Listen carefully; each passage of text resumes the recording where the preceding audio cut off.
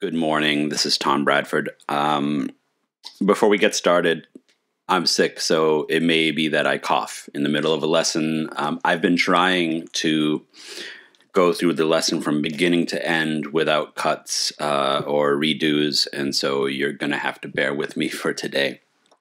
This is episode 4 of Lessons in Leadership, and today I want to talk about culture. The first thing that we should start with is, what is the definition of culture? And I'm going to start off by telling you what it is not. Culture in a company setting is definitely not a set of core values that nobody remembers, which is most companies' core values. Also, core values, they tend to be bordering on ridiculous because most companies would usually adopt pretty much the same ones. For example, be open and honest, act with integrity, candid feedback, we have a learning mindset, stuff like that. Those are things that, unless you're the most unapologetically toxic of companies, are going to be some of your core values. I have heard that core values should usually be stated in a way that helps prioritize your constituents, meaning what core value contributes the most, for example, to creating value for your customer, right? This would be a better way of defining your core values. Unfortunately, most companies don't do it. So core values, not culture. Having a rainbow bus in a pride event is not culture. It is branding. And usually, especially when we get into what I'm about to talk about, that branding is meant to mask toxicity in the actual culture of the company, rather than to deal with the toxicity of that culture directly, because that's more difficult, unfortunately. So that's not culture. What is culture? Well, I've heard culture defined as being something along the lines of the cumulative mindset of all of the people within an organization. And I think that that's a fair way to think about it. I'm going to go a step further, and I'm going to say that culture is the set of behaviors that are acceptable to an organization. And why do I say acceptable? Because what an organization tolerates will determine how good or bad it actually gets.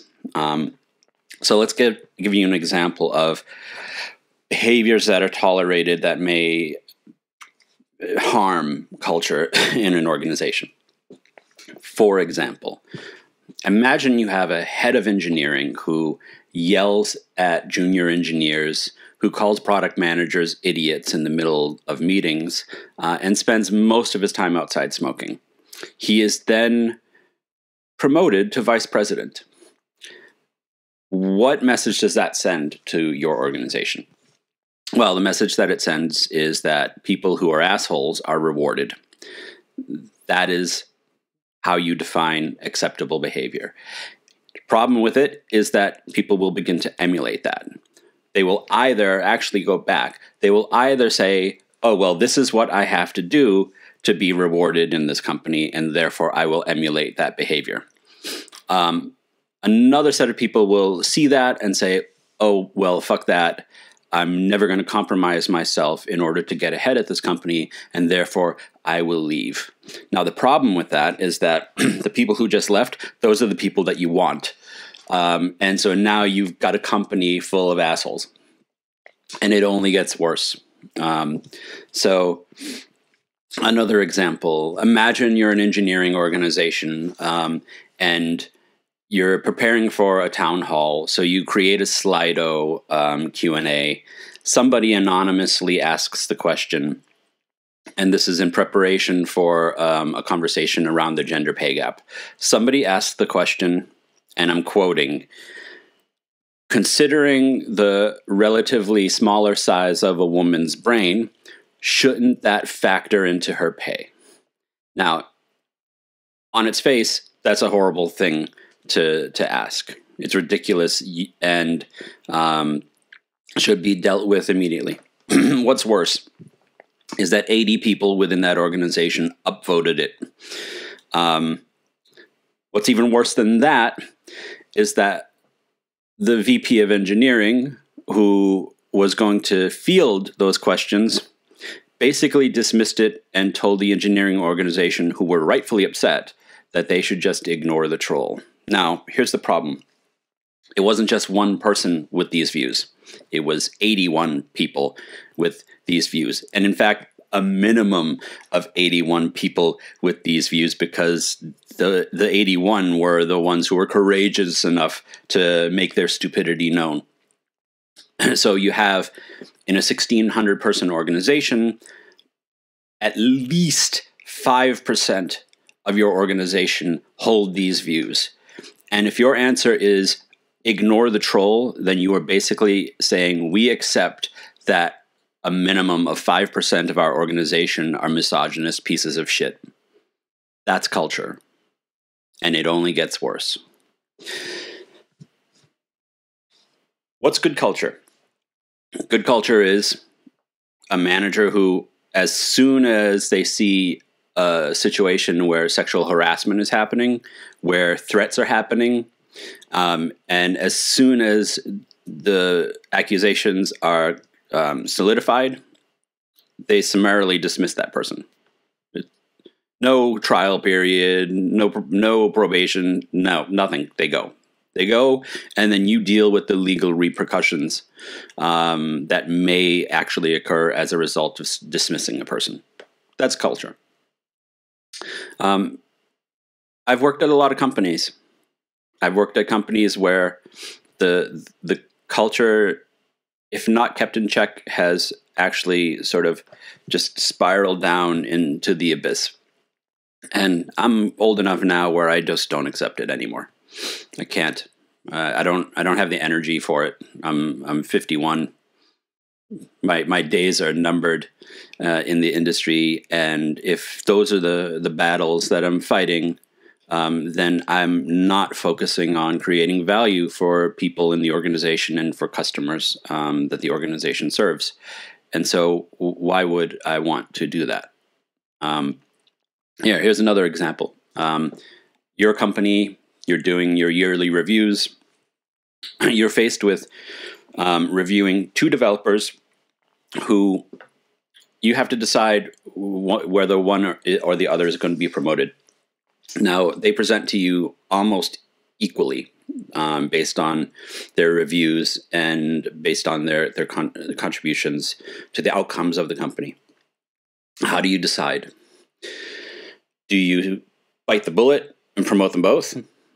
Or do you say, hey, let's go into their Git commits and see how many change sets they're pushing? So obviously there's a problem here.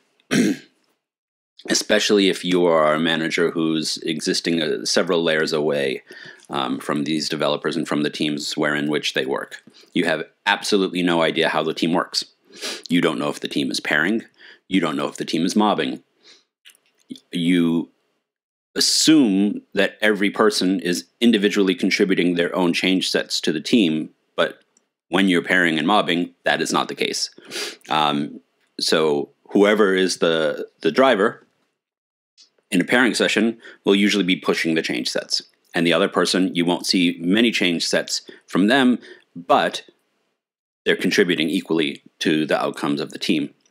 So you're now falling into the trap. It's the age-old trap in software engineering of paying developers by lines of code, which is insane, because that's the exact opposite of what you should be hoping to achieve in an organization, especially when you're creating complex software. I might have mentioned it before.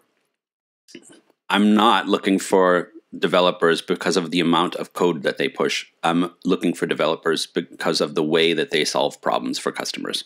And if they can do that without writing a line of code, because every line of code is potentially a liability to the company, then I would prefer that be the case. Anyway, so there's culture. There's some bad examples of it. There aren't a lot of good examples of it, quite honestly. at least none that I could say that would make it seem like I was being self-indulgent and immodest about things. So I'm not going to talk about things that I've done that I believe helped culture. But be on the lookout. These are the things that will create this spiral downward, and it's really hard to pull out of it. Someone recently said that, listen, I'm paraphrasing. Culture is like lines in the sand.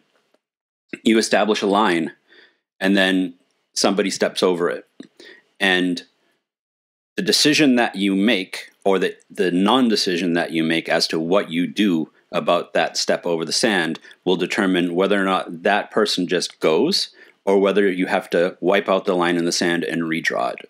And the more you wipe out that line in the sand and redraw it, the more into the depths of hell you're going from a cultural point of view. That is culture. And that is the lesson for today. Sorry it wasn't so pleasant, but I'll try to make the next one pleasant. I'm going to be talking about metrics, which everybody loves. See you.